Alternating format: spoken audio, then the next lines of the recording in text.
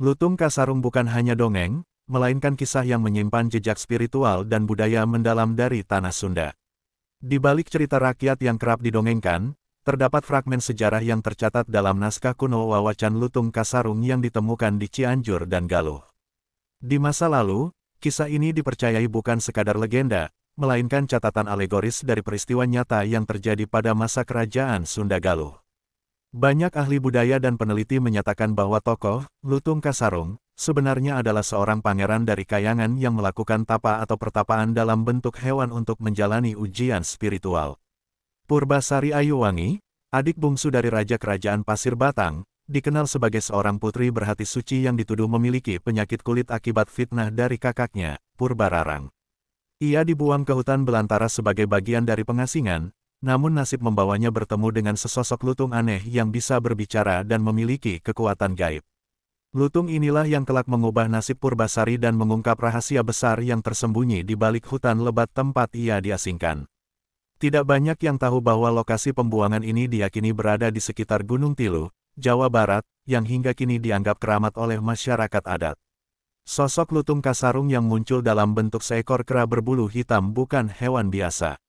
Ia bisa memanggil taman surgawi yang disebut Bale Bangreng, tempat bunga-bunga mekar abadi dan hewan tunduk pada kehendaknya.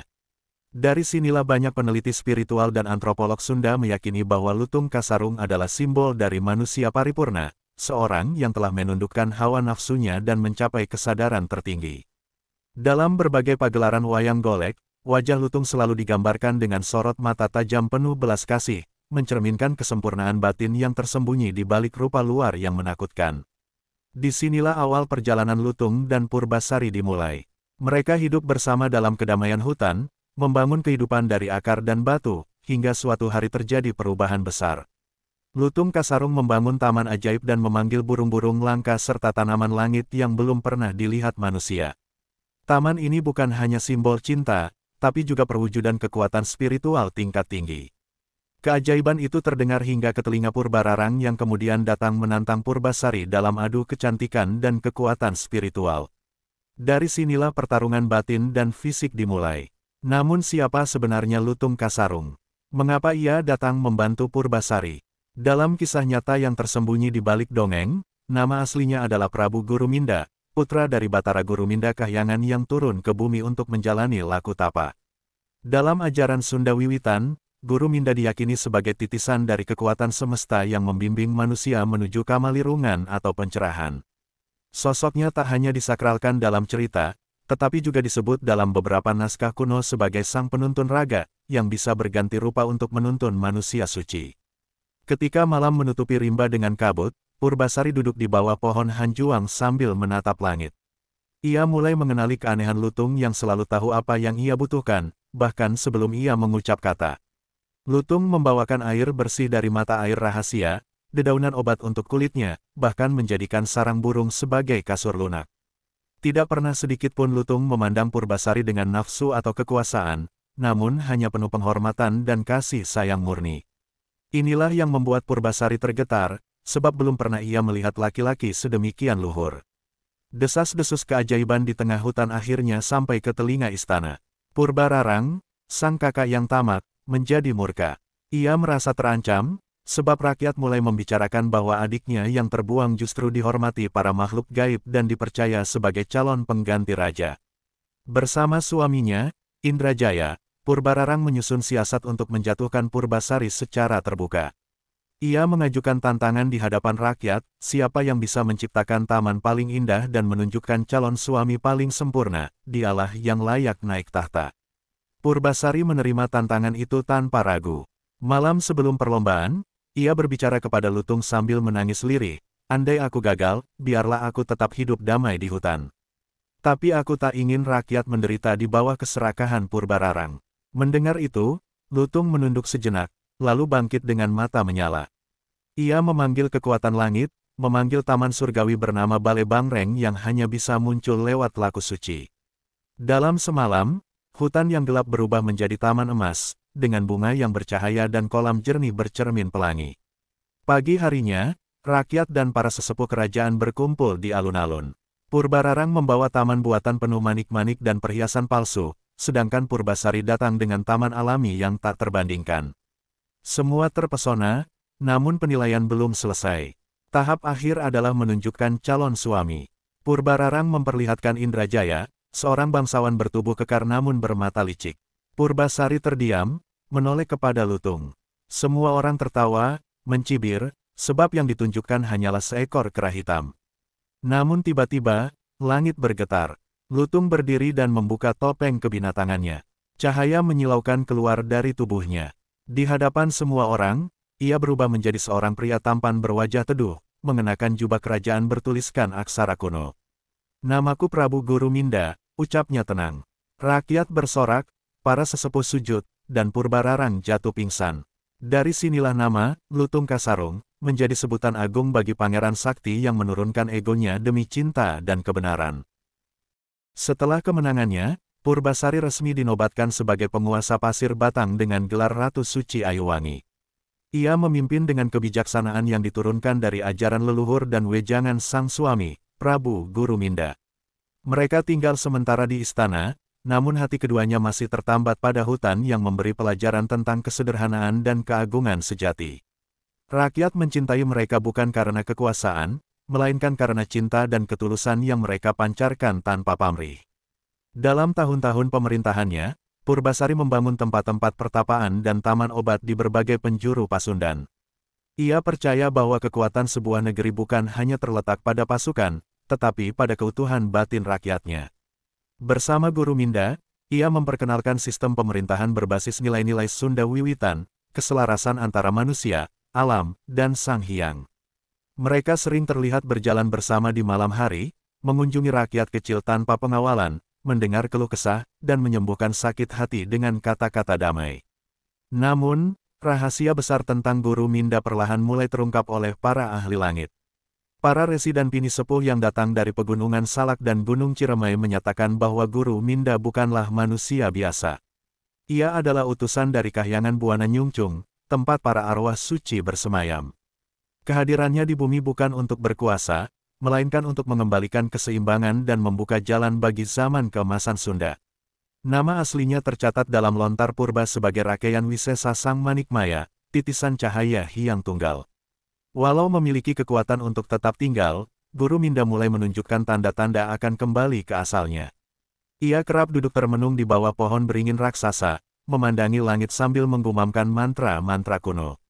Purbasari, yang memahami isyarat itu, hanya bisa menangis dalam diam. Cinta mereka bukan cinta biasa, ia adalah pertemuan antara dua jiwa suci dalam waktu yang sempit, bagaikan bulan dan matahari yang hanya berpapasan dalam gerhana. Purbasari pun mulai menyiapkan dirinya untuk berpisah, meski hatinya enggan menerima. Akhirnya, pada malam bulan purnama ke-27 setelah mereka bersatu, Guru Minda memanggil Purbasari ke taman pertama mereka, Balai Bangreng. Di sana, ia menyampaikan pesan terakhir. "Aku harus kembali ke alam asalku, tapi cinta kita akan tetap tinggal di antara pohon dan sungai. Setiap kali engkau menyentuh tanah ini dengan kasih, aku akan hadir." Ia mencium kening Purbasari dan perlahan tubuhnya berubah menjadi cahaya, lalu lenyap ke langit. Sejak saat itu, rakyat menyebut tempat itu sebagai Pasir Kahyangan, dan setiap tahun mereka mengadakan ngaruat bumi untuk mengenang sang pangeran bertopeng yang menyatukan rimba dan manusia. Sepeninggal Guru Minda, Ratu Purbasari menjalani hari-harinya dalam kesunyian yang agung. Ia tak pernah menikah lagi, dan seluruh waktunya dihabiskan untuk melayani rakyat serta menjaga hutan tempat kenangan cintanya bersemayam. Istana kerajaan tak lagi menjadi pusat kuasa, melainkan pusat ilmu dan kebijaksanaan. Purbasari membangun Padepokan Gunung Hening, sebuah tempat semedi dan pembelajaran spiritual di lereng Gunung Tilu, tempat ia dahulu dibuang. Ia percaya bahwa penderitaan adalah guru pertama, dan dari sana manusia akan mengenal cahaya. Di padepokan itu, Ratu Purbasari mengajarkan ilmu Kasundaan, sebuah jalan hidup yang menekankan keseimbangan antara cipta, rasa, dan karsa. Murid-muridnya berasal dari seluruh penjuru Tatar Sunda, bahkan beberapa dari luar Jawa. Mereka diajarkan tentang bahasa aksara Sunda kuno, pengobatan tradisional dengan dedaunan rimba, serta meditasi dalam keheningan. Tak sedikit pula resi dan pertapa yang datang ke sana, karena mereka yakin bahwa Purbasari telah menjadi manusia Linui, insan yang telah bersatu dengan alam dan memiliki penglihatan batin jauh melampaui zaman. Namun, ketenangan itu terusik ketika sisa-sisa pendukung Purbararang dan Indrajaya yang terusir dari istana membentuk kelompok rahasia. Mereka ingin merebut kembali kekuasaan dan menghapus nama Purbasari dari sejarah. Mereka menyebarkan fitnah bahwa Lutung Kasarung adalah makhluk jahat yang memikat sang ratu lewat sihir. Beberapa tokoh kerajaan yang licik mulai ragu dan tergoda untuk memberontak. Purbasari tahu bahwa ini bukan semata ancaman duniawi, tapi ujian spiritual yang menguji kemurnian niat dan keteguhan jiwanya. Ia pun melakukan tapa brata selama 40 malam di tepi Danau Sunyaragi, tempat yang dipercaya sebagai gerbang gaib ke dunia kahyangan. Di sanalah, dalam sunyi dan malam yang penuh kabut, roh Guru Minda hadir dalam mimpi Purbasari. Ia berkata, "Wahai kekasihku yang teguh, musuhmu bukan para pembenci, melainkan rasa takut yang menyelinap dalam hati manusia. Biarkan mereka datang, dan balaslah dengan cinta yang tak terputus." Purbasari terbangun dengan mata yang bersinar, dan sejak saat itu, ia menjadi cahaya terang bagi semua murid dan rakyatnya. Ketika para pemberontak datang menyerbu, mereka tak menemukan perlawanan. Sebaliknya, mereka disambut oleh rakyat yang tenang, murid-murid yang penuh welas asih, dan suasana padepokan yang damai. Mereka bingung, lalu ragu, dan akhirnya menunduk dalam rasa malu. Purbasari keluar dari pendopo, tak membawa senjata, hanya membawa bunga hanjuang dan air dari mata air hening. Ia mengampuni mereka semua, memberi mereka tempat tinggal dan kesempatan untuk berubah. Sejak itu, tidak ada lagi perpecahan. Pasir Batang menjadi pusat harmoni, dan kisah Lutung Kasarung menjadi pelajaran luhur tentang kekuatan kasih sayang sejati. Waktu terus bergulir, dan nama Purbasari semakin harum mewangi di seluruh tanah Pasundan. Ia tak hanya dikenal sebagai ratu, tetapi sebagai resi wanita pertama yang menyatukan dua dunia, dunia kekuasaan dan dunia batin. Banyak penulis dari Ciamis, Sumedang, hingga Galuh datang untuk mencatat ajarannya ke dalam naskah-naskah daun lontar. Salah satu naskah paling terkenal berjudul Serat Kasucian Purbasari, ditemukan di pedalaman lembur Banjar pada abad ke-18, yang menyebut Lutung Kasarung bukan hanya tokoh spiritual, tetapi penjaga poros waktu antara alam manusia dan kahyangan. Dalam naskah tersebut, diceritakan bahwa Guru Minda adalah Manik Angling, anak dari Hyang Tunggal yang dikutuk turun ke bumi karena menolak perintah menghukum manusia. Ia memilih menjadi lutung, simbol kerendahan diri, agar bisa belajar langsung dari penderitaan umat manusia. Purbasari adalah jembatan spiritual yang membuka jalan baginya untuk menyempurnakan karma dan kembali ke asal cahaya. Pertemuan mereka bukan kebetulan, tapi bagian dari siklus carita lalakon yang diturunkan melalui mimpi dan ilham dalam tradisi Sunda. Seiring waktu, banyak tempat di Jawa Barat yang diyakini menyimpan jejak perjalanan kisah ini. Di kaki Gunung Galunggung terdapat gua yang disebut Goa Kasarung, tempat di mana konon Lutung Kasarung pertama kali muncul untuk menyelamatkan Purbasari. Di Cianjur, ada sebuah telaga sunyi bernama Situ Ayuwangi, yang diyakini sebagai tempat Purbasari bersemedi saat ia mendapat petunjuk membangun Balai Bangreng. Rakyat setempat hingga kini masih menaruh sesaji bunga 7 rupa di tepian danau itu setiap malam Jumat Kliwon sebagai bentuk penghormatan kepada Sang Ratu Suci. Tak hanya tempat, tapi budaya pun terbentuk dari kisah ini. Setiap tahun dalam perayaan Seren Tahun di daerah Kuningan dan Cigugur, ada bagian pertunjukan khusus yang disebut Ngaruat Kasarung, di mana seorang lelaki memakai topeng lutung dan melakukan tari ritual mengelilingi pohon hanjuang. Tarian ini melambangkan pembersihan diri dari kesombongan dan keangkaramurkaan. Anak-anak belajar sejak dini bahwa keberanian sejati bukan datang dari kekuatan fisik, melainkan dari kesetiaan, keteguhan, dan kasih yang murni seperti yang dicontohkan Lutung Kasarung. Melihat kebesaran cerita ini, beberapa akademisi dari Universitas Pajajaran dan ISBI Bandung mulai meneliti lebih dalam unsur sejarah dan antropologisnya. Dalam simposium tahun 2020, Prof. Dedi Rosadi menyatakan bahwa Lutung Kasarung bukan sekadar cerita rakyat, tapi adalah konstruksi sejarah spiritual yang dimetaforakan menjadi dongeng agar tetap hidup dalam memori kolektif masyarakat Sunda. Ia bahkan menemukan kesamaan naratif dengan kisah Bodhisatwa dalam ajaran Buddha, di mana makhluk suci turun ke dunia sebagai binatang untuk menolong umat manusia dari penderitaan. Setelah bertahun-tahun berlalu, kisah Lutung Kasarung tetap menjadi suluh bagi generasi demi generasi. Di daerah Ciamis dan Tasikmalaya, para orang tua masih menceritakan dongeng ini kepada anak-anak mereka di malam hari, bukan sekadar hiburan, melainkan pengajaran nilai luhur. Dalam versi lisan yang berkembang di kampung adat Sirna Rasa, dikisahkan bahwa roh guru Minda masih kerap muncul dalam mimpi para penjaga hutan atau keturunan para resi tua. Mereka mengaku pernah mendengar suara lembut yang memberi petunjuk saat mereka tersesat atau hendak menebang pohon keramat. Di Gunung Tilu, tempat yang diyakini sebagai lokasi pengasingan Purbasari, tumbuh pepohonan hanjuang dan kisabrang yang tak pernah layu meski musim kering melanda. Warga sekitar percaya, pohon-pohon itu adalah saksi bisu kisah cinta agung antara manusia dan makhluk suci. Beberapa peneliti geospiritual bahkan menemukan pola energi bumi yang tak biasa di sekitar kawasan itu, di mana alat pendeteksi medan elektromagnetik menunjukkan fluktuasi kuat yang hanya terjadi di waktu-waktu tertentu, terutama pada malam menjelang purnama. Dalam penelusuran arkeologi tahun 2007, tim dari Balai Arkeologi Bandung menemukan fragmen prasasti batu di kaki Gunung Galunggung bertuliskan aksara Sunda kuno. Terjemahan sementara dari isi prasasti tersebut menyebutkan, Sang Manusa Hideng Nusumping Ti Awang-awang, jadi pangajak kabeneran ka bumi. Artinya, manusia hitam yang datang dari langit, menjadi penunjuk kebenaran bagi dunia. Penemuan ini semakin memperkuat dugaan bahwa Lutung Kasarung bukan hanya mitos, melainkan simbol konkret dari nilai-nilai spiritual yang pernah dijunjung tinggi oleh leluhur Sunda. Sementara itu, murid-murid Purbasari yang dahulu tersebar ke berbagai penjuru mulai mendirikan komunitas spiritual yang disebut Lingkar Kasarung.